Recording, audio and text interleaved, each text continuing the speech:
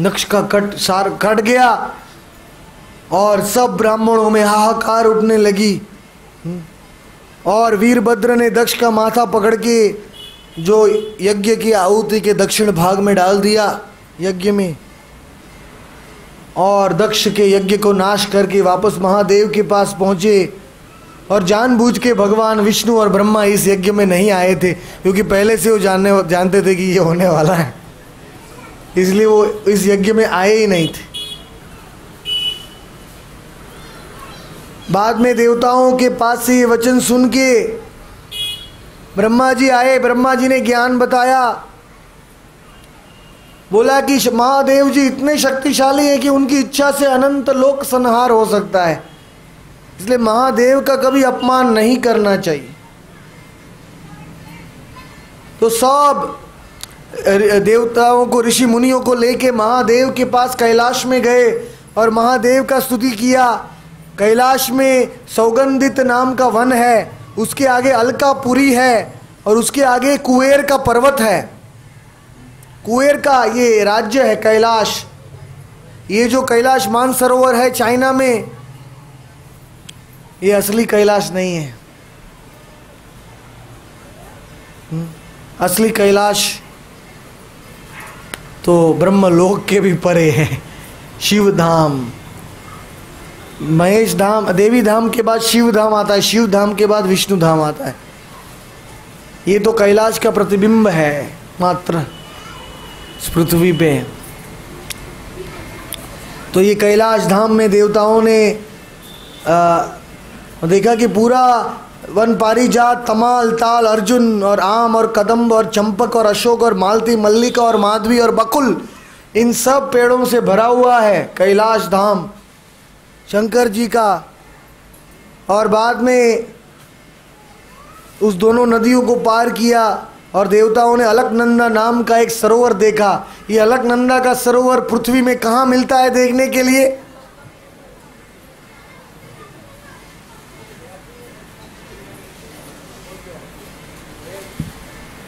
सरोवर, वो तो नदी है।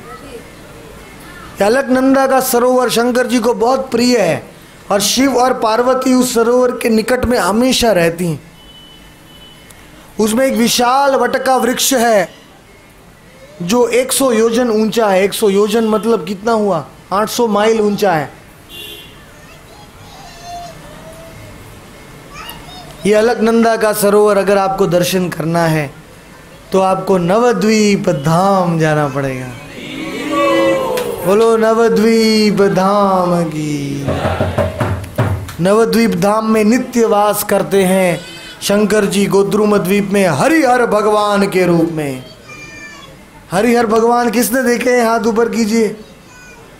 नवद्वीप में हरिहर भगवान नहीं देखे? आपका आधा जीवन चला गया।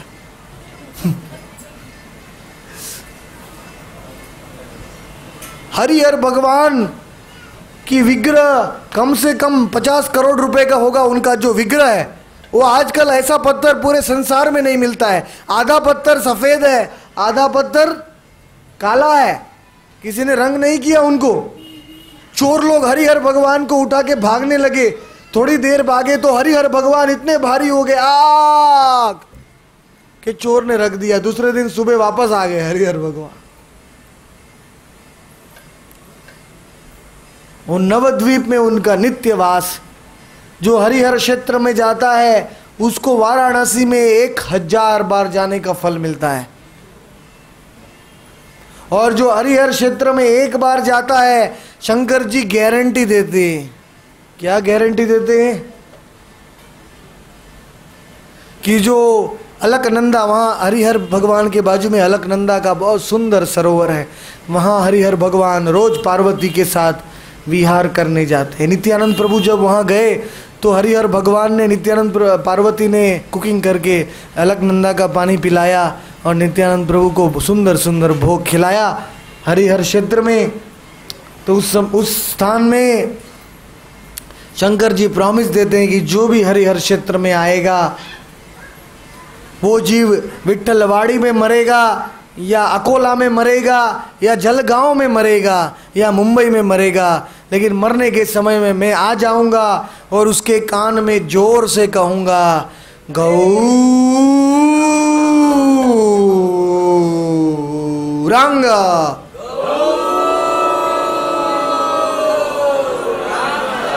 भज गौरांग कह गौरांग, लह गौरांगेर नाम रे।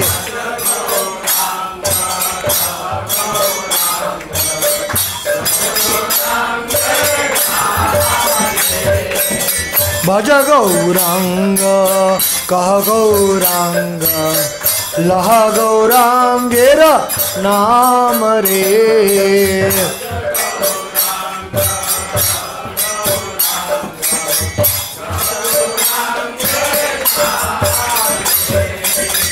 जे जन गौरांग भाजे, से है मोरा प्राण रे।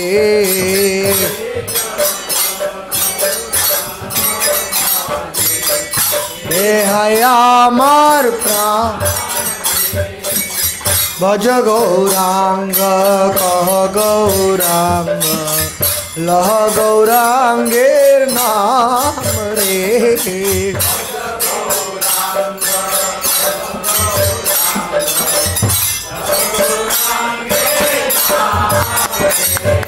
गौरांग बोलिते हमें पुलक शरीर, हरि हरि बोलिते नयन बबे नीर।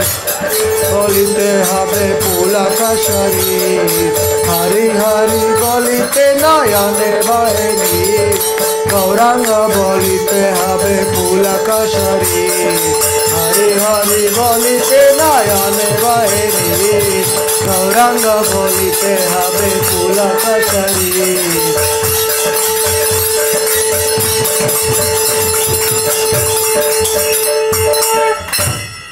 मुझे डर लगता है कि मैं ज्यादा गौरांग का नाम दूंगा तो यहाँ ही बेहोश हो जाऊंगा, तो कथा बंद करनी पड़ेगी, इसलिए मैंने बंद कर दिया कीर्तन। क्योंकि गौरांग का नाम लेते हैं तो भाव आता है। गौरांग बोलिते हवे पुलक शरीर, और तत्पश्चात की होबे हरि हरि बोलिते नयने बबेनी। पर जय जन गौरांगेर नाम ना लईबे, सही जनेर हरि हरि नामे ते नीर ना भाव नहीं आए। जो जन गौरांग का नाम नहीं लेंगे वो हरि हरि बोल के कभी नहीं रो सकते, वो भाव ही नहीं आएगा। हृदय कठोर है।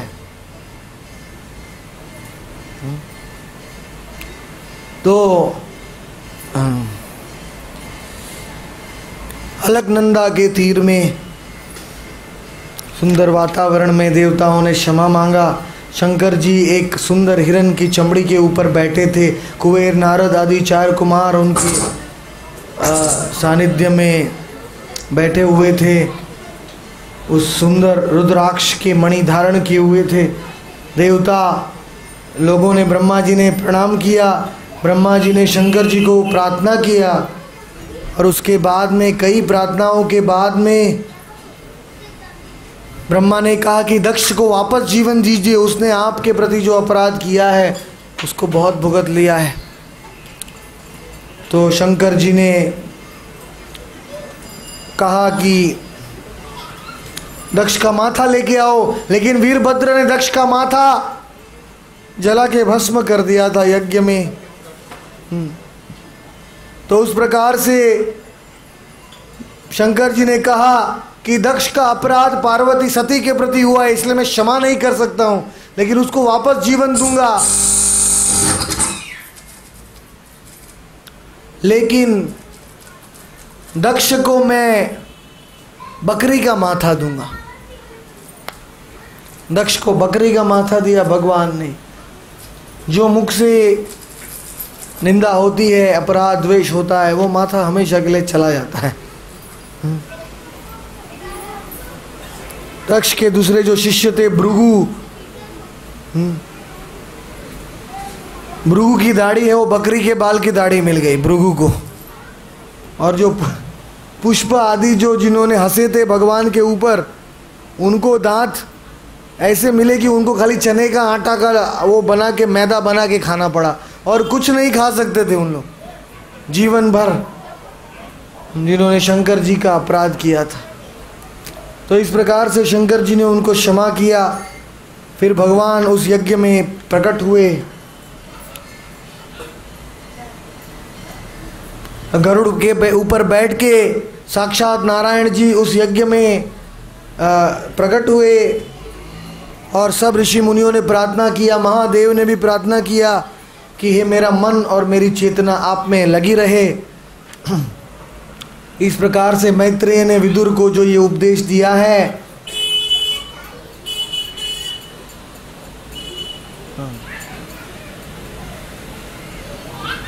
ये उपदेश का यहाँ अंत होता है। और हम अभी चौथे स्कंद में बालक ध्रुव की कथा में जाते। बोलो ध्रुव महाराज की जय। तो 4 कुमार नारद, ऋभु, हंस, अरुणी, यति आदि ब्रह्मा के पुत्र सब नैष्टिक ब्रह्मचारी होते, लेकिन उत्तानपाद ब्रह्मा का पुत्र था। उसकी 2 पत्नियां थी, सुरुचि और सुनीति।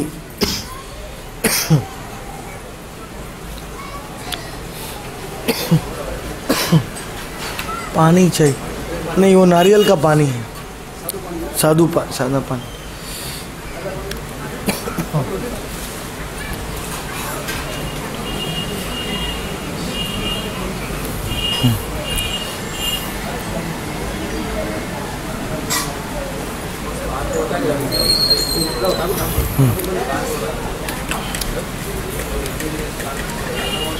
तो सुरुचि का पुत्र था उत्तम, और सुनीति की कथा आपको पता होगी, मैं ज़्यादा विस्तार में नहीं बताऊंगा। सुनीति का पुत्र था ध्रुव, और ध्रुव अपने पिता उत्तानपाद की गोदी में बैठने गया तो सुरुचि ने कहा कि तुमको पिता की गोदी में तब बैठ सकते हो जब मेरे पेट से जन्म होगा तुम्हारा, तब तुम बैठ सकते हो। तो ध्रुव क्षत्रिय था, उसको गुस्सा आया, अपने ओंठ को दबाया, जमीन में रोने लगा, गुस्से से अपनी माँ के पास गया, सुनीति के पास। वो तो दासी थी महल में, पिताजी उसको ज़्यादा ध्यान नहीं देते थे। उत्तानपाद बोला कि मैं क्या कर सकती हूँ ध्रुव, मैं तो दासी जैसी हूँ यहाँ, तुमको अगर एक ही व्यक्ति मदद कर सकता है, वो कौन है? साक्षात भगवान नारायण तुम्हें मदद कर सकते, उनके पास जाओ। 5 साल की उम्र में ये माता है, ये पिता है जो अपने संतानों को भगवान की भक्ति देते हैं बचपन से। कौमारेत आचरित प्राज्ञो धर्मान भागवतानि। आजकल तो बच्चे भक्ति करते तो माता पिता बोलते अरे क्यों एबनॉर्मल हो गया है, ये पागल हो गया है, ये टीवी क्यों नहीं देखता है, खराब काम क्यों नहीं कर, मतलब बाकी के टाइम वेस्ट क्यों नहीं करता है। तो माता पिता के ज्ञान मतलब मन बुद्धि में कोई ज्ञान नहीं है, बच्चे को केवल ऐसा अंधकारमय जीवन देते हैं, वो जन्म से ऐसे खेल खिलौने दे देते हैं, पूरा जीवन भर मतलब वो पूरा समय उसमें बर्बाद, वीडियो गेम, खेल खिलौने, टीवी बालक को।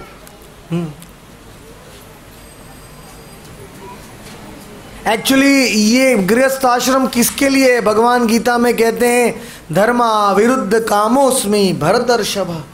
हे अर्जुन, ये गृहस्थ आश्रम है कि कृष्ण भावना भावी संतान उत्पन्न करने के लिए।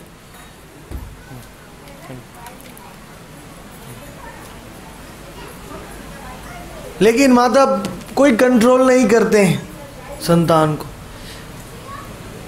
प्रभुपाद जी कहते थे कि 1 से 5 वर्ष तक पिता और माता को अपने संतान को सब कुछ देना चाहिए, खुश रखना चाहिए, लेकिन 5 साल से 15 साल तक उसको स्ट्रिक्ट रखना चाहिए, और 15 साल के बाद उसका मित्र बन जाना चाहिए। लेकिन 5 से 15 साल तक वो जो मांगता है वो नहीं देना चाहिए। 1 से 5 साल तक बहुत उसको प्रेम कीजिए, तो और संतान को कृष्ण भक्ति में उत्पन्न कीजिए, नहीं तो फिर गृहस्थ आश्रम का क्या लक्ष्य है। मैं जानता हूँ ये सबसे मुश्किल कार्य है आजकल के हमके संतानों को कृष्ण की भक्ति में बड़े करना सबसे मुश्किल है। जैसे स्कूल में जाते हैं उनको खराब आदत गिर जाती है, जो भी हमने भक्ति सिखाई है सब खत्म हो जाती। और कॉलेज में जाते हैं तो आजकल की कॉलेजों में तो क्या क्या होता है।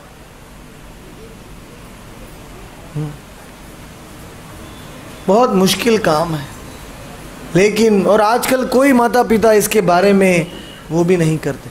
लेकिन सुनीति ने अपने पुत्र को कह दिया, 5 साल का था, सुनीति को डर नहीं लगा कि ध्रुव मुझे छोड़ के चला जाएगा। बोल दिया जाओ नारायण के पास। एक्चुअली सुनीति ने ध्रुव को भेज दिया जंगल में 5 साल की आयु में।